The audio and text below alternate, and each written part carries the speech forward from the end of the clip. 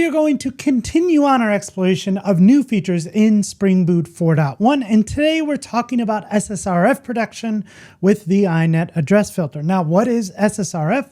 It stands for Server-Side Request Forgery. Now, a common feature might be in an app. Hey, give me a URL and I'll fetch it for you. This is link unfurling, webhook validation, image proxy, and open graph previews. So if the server fetches a user-supplied URL with no restrictions at all, an attacker can point to an internal-only address and the server can reach it, but the attacker cannot, giving them access to things that they should not have access to. That's SSRF, and in Spring Boot 4.1, one bean can close that little loophole. So today, we're going to create a new project and we'll show you this in action. We'll see an example of how this could affect you prior to 4.1 and what the fix is in 4.1 with the InetAddressFilter. So with that, I'm going to head over to spring.io/blog. There's a good blog post here on what's new in Spring Boot 4.1. If you've been following along the series, I've been sharing this, but I just want to make sure I share these resources out in case someone comes along to one of these videos before the previous ones. Anyway, here's the highlights. You see one of those in there, HTTP client SSRF mitigation with the InetAddressFilter.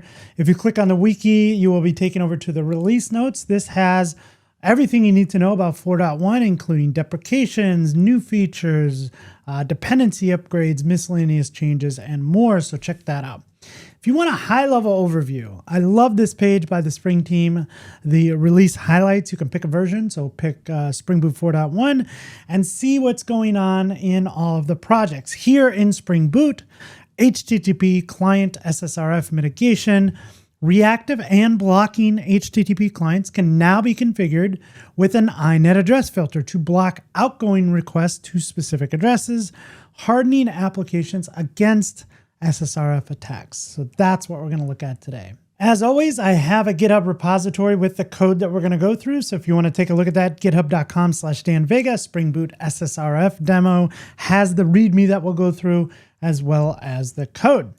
So to get started, all you need to do is head over to start.spring.io. We're going to pick Java. We're going to pick Spring Boot 4.1. We'll go ahead and call this the group of dev.danvega. We'll call this SSRF.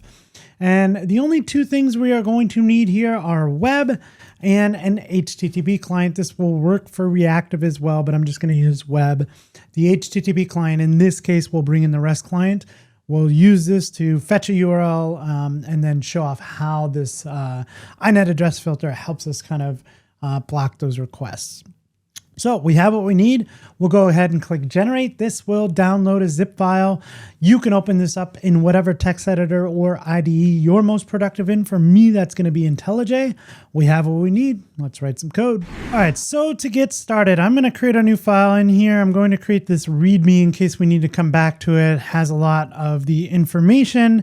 Again, getting started with SSRF, what it is, some ways that we can filter these using this new interface, again, why it matters, and some more documentation. So before we get into the running it, let's kind of build this out. And so to build this out, I'm going to start with a Java class. I'm going to call this the InternalSecretsController. Okay, this is going to be a REST controller, right? And what we're going to do in here is just drop in a method. And this is going to be a local, this is going to be a get mapping for internal secrets. And we're just hard coding some things in here, but you can imagine that it pulls some secrets that we don't want to make public. Now, we could bring in Spring Security and secure this method. That's not really the point of this. Don't get caught up on this kind of endpoint being public. It'll make more sense in just a second. So then what I want to do is I want to create a controller that allows us to basically take in a URL and serve it up, right? Or read it for us. So let's go ahead and call this the URLPreviewController, right? So we'll make this a REST controller. What we're going to need is that REST client. So private final REST client, call this REST client. Sure. We're going to get this through the builder. So builder, and then we can call builder.build on it just to get an instance of the REST client. All right. So I also want a record in here. So public record URL preview. We have a title, a description, and no, where is that coming from? So let's do this. Let's not take your suggestions here. So we're going to get a URL, a status, and a content type, and then maybe a body preview. All right, so that's going to be our type that basically gives us a URL. So I'll go ahead and paste this in so we don't have to read through it, but basically we're going to have a endpoint here. So /API/preview. It's going to take in a URL.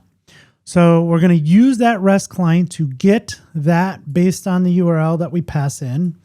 We're going to retrieve it, and then we're just going to turn that into a string. We're going to get a response entity of string. We'll call that response. From there, so we'll get the response body, right?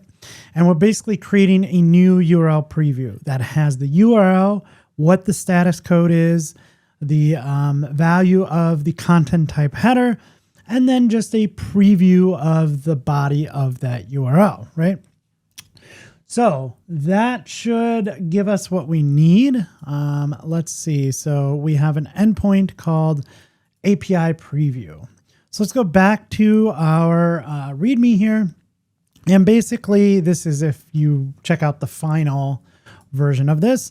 Basically, what I want to do is curl localhost 8080 /API/preview.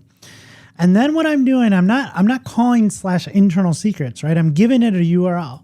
This URL is an internal URL. So I, as the attacker, can't access that, even if there's Spring security on it.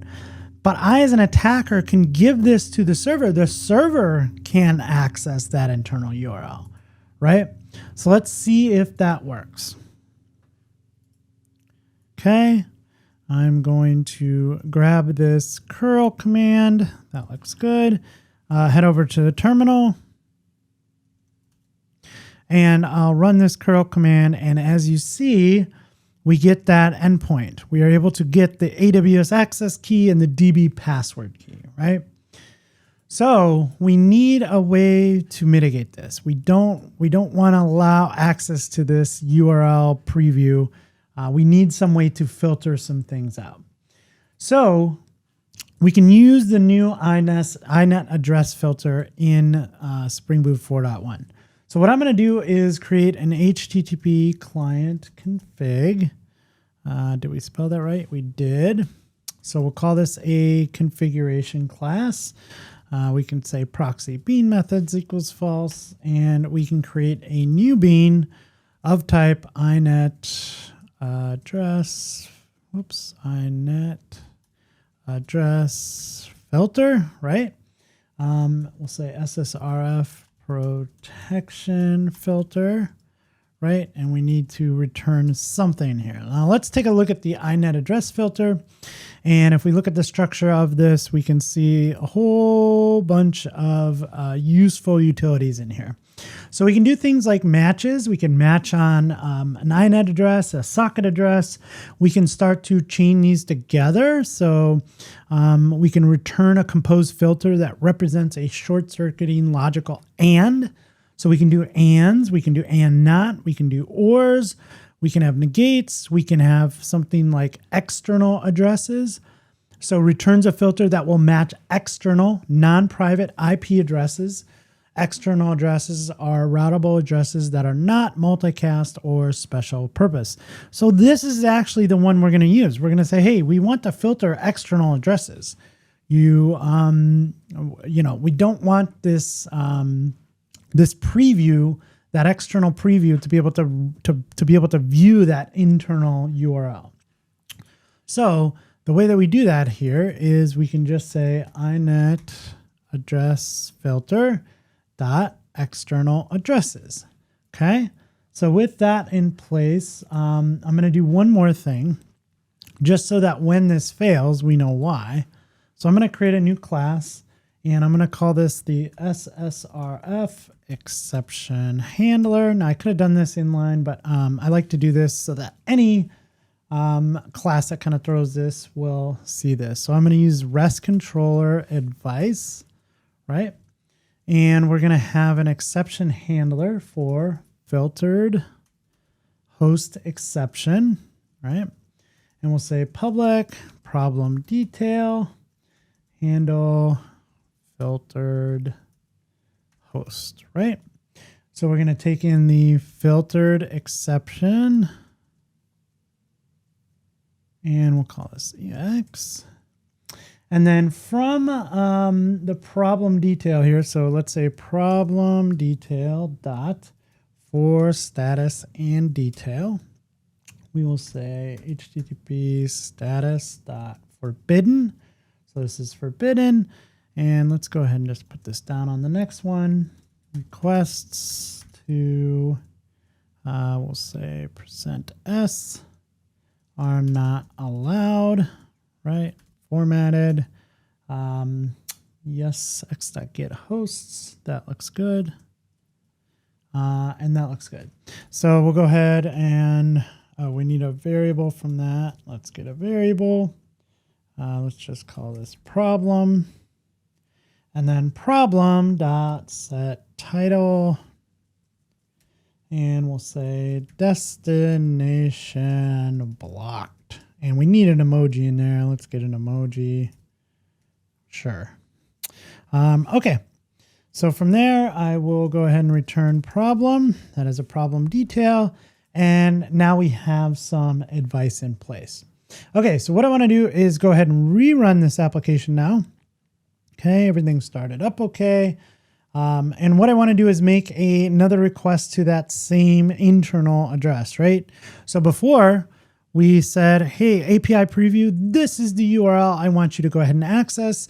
And again, even with Spring Security on there, the server could access it, but outside world should not be able to. So what we're doing is we're going to pass in that URL again. And now we see that requests to localhost are not allowed. Instance API preview 403 destination block with our fancy emoji. So that's all there is to it. A nice interface with a whole bunch of really helpful utilities on there for matching and chaining, doing ands and ors or negations, being able to use external addresses, internal addresses, whatever the case may be. What I really like about this is that you put this bean in place. So we declared that bean of type InetAddressFilter, and the HTTP client was automatically configured with it. When we created that REST client in the controller, we didn't have to say, hey, use this InetAddressFilter. Like, it's automatically configured with it. If you create your own instance of a REST client, you probably have to add that to it. But the one that we're asking Spring to automatically wire in for us, that one gets associated with that InetAddressFilter. So that's really, really nice. So if you've ever run into a situation like this, this is a nice way of fixing that and addressing that little small loophole that you don't want to allow. So that is SSRF protection in Spring Boot 4.1. Again, taking a tour of all the new features. Well, not all, some Dan. Taking a tour of some of the features in Spring Boot 4.1. If you have something you want me to look at, go ahead and let me know in the comments below. But as always, I love to learn. It's my favorite part about this, right? I love learning. Once I learn something, then I can teach it back. So I make videos about this. So if that is up your alley, you can do me a couple favors. You could, one, leave a thumbs up. You can subscribe to the channel. I'm closing in on 100,000 subscribers, and that has been a huge goal of mine for a long, long time. So you would help me out there. And finally, if there are things that you want to see me cover, I know AI is all that. I'm trying to cover as much AI as I can these days, Spring and Java. I would love to hear from you, what topics you'd like to see me cover. Leave that in the comments below. Hey friends, thanks for joining in. I hope you had a good one. As always, happy coding.